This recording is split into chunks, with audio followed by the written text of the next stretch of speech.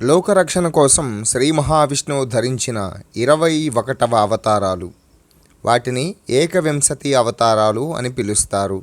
మహాభాగవతం ప్రథమ స్కందంలో ఈ అవతారాల గురించి తెలియజేయబడ్డాయి.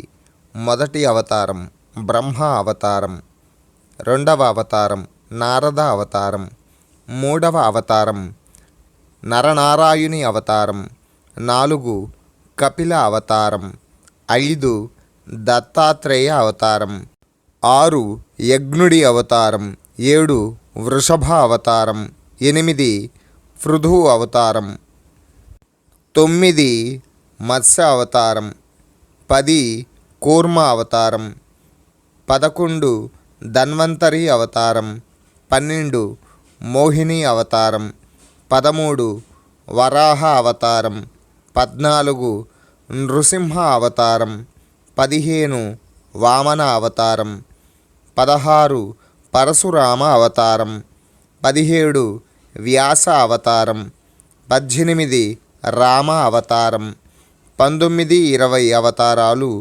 బలరామకృష్ణుని అవతారాలు. 21వ అవతారం బుద్ధ అవతారం.